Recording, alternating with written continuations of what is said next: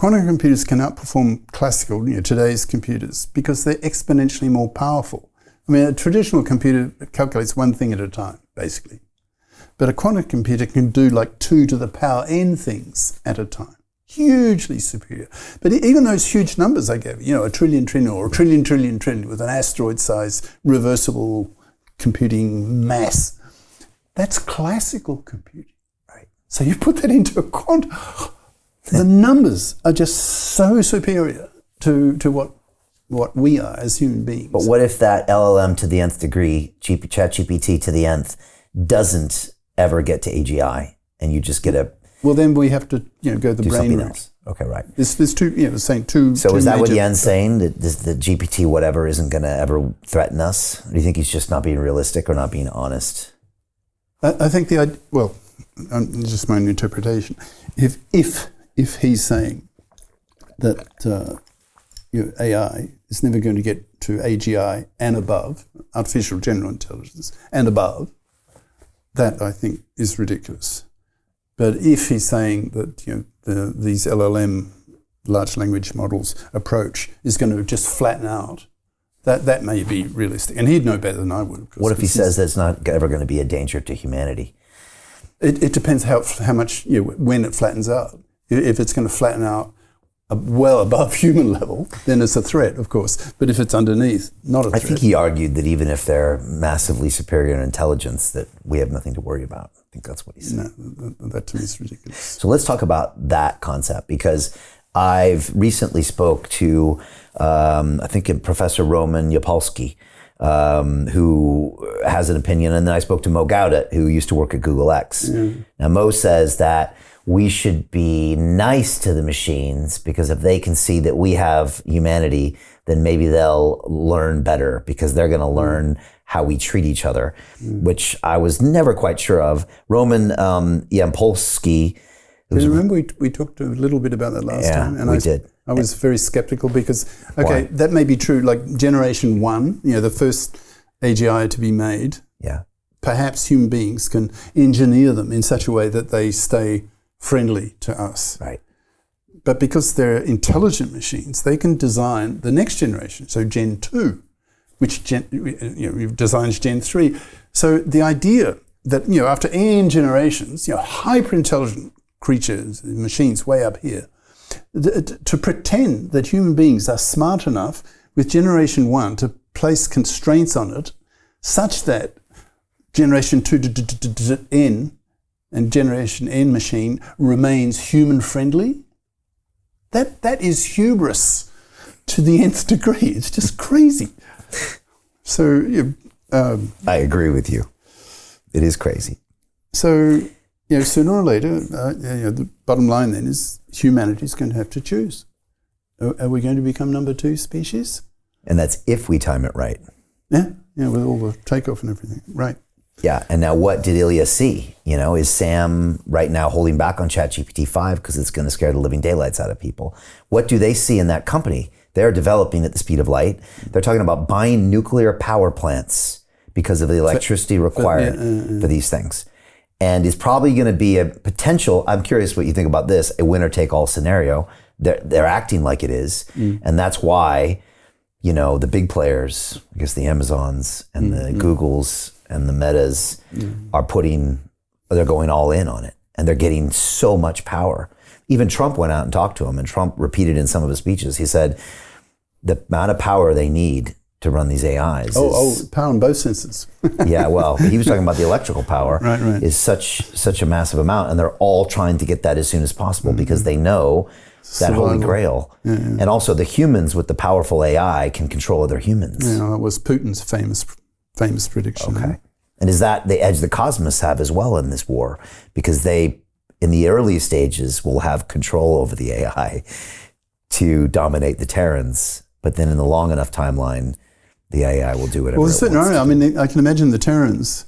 Investment Club. Today, I consider it the best investment that I've ever made. We get 4 projects presented a week by their associated CEOs. Personally, I'm completely blown away by the quality of these projects, and I know of nowhere else where I would be given this same opportunity. Each week that passes, I feel more appreciative of the fact that I'm a member of this group.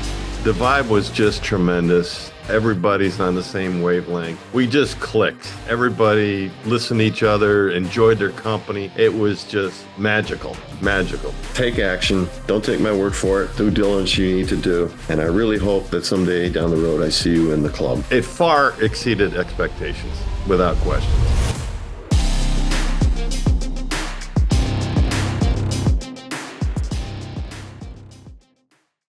So long as their computers aren't too smart, but they will also use right, because the two sides have to keep level each other in military capacity. Right. Otherwise, so the Terrans use AIs to fight back against the Cosmos AI until the AI takes over.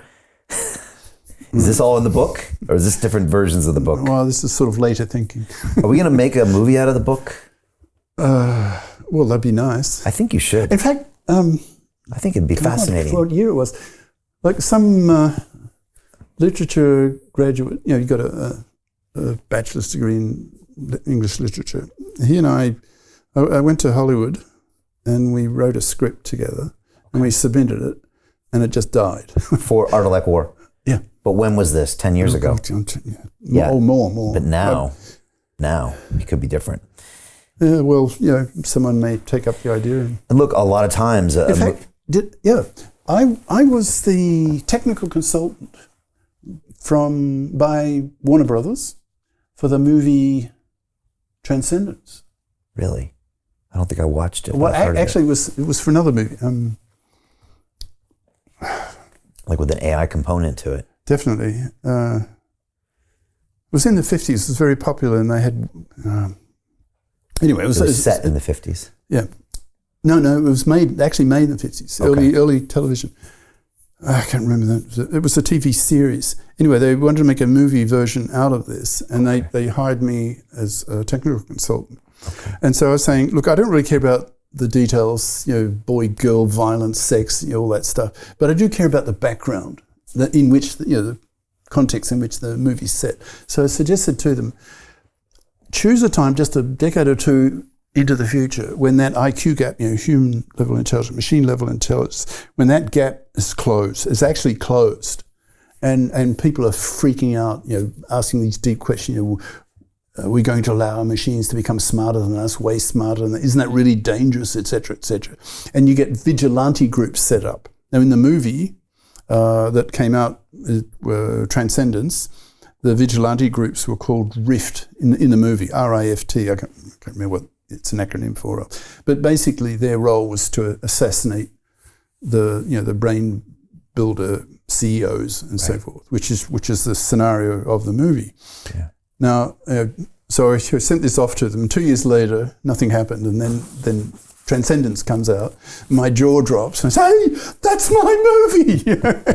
And so I think what happened is Transcendence was Warner Brothers. This other, the original one, Warner Brothers.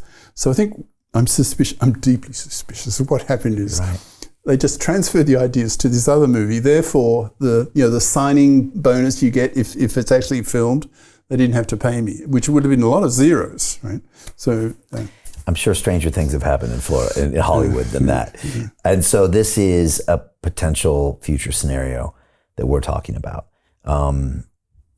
Look, I think you should make a movie because a lot of times that's the only way humans get it is through that emotional connection in that movie. That's a skill set. I've always been impressed. At the end of the movie, often they roll the crits, all the technical, director, vice director, producers, and then grips 1, grips 2, and all that stuff. An army of people. You need to be a real manager. I'm not a manager type. Ask my brother or sister. Hey, I know investing in crypto is scary. It takes a real leap of faith because there are so many scams, rug pulls, and bad actors out there. It's a dangerous business, which is why 95% of people lose all their money. Well, that's why I created the London Real Investment Club, so you can access the hottest deals on the planet and use the crypto bull market to create the generational wealth that you deserve. Join my team of over 100 people from around the world that are making millions of dollars behind the scenes investing in blockchain, AI, Web3 games, DeFi, Bitcoin, and more. Don't miss out. Click the link below to book a call with one of my team now. But hurry, this bull market will end soon. I know investing in crypto can be scary. That's why you gotta join the investment club. Pull the trigger. Let's do this.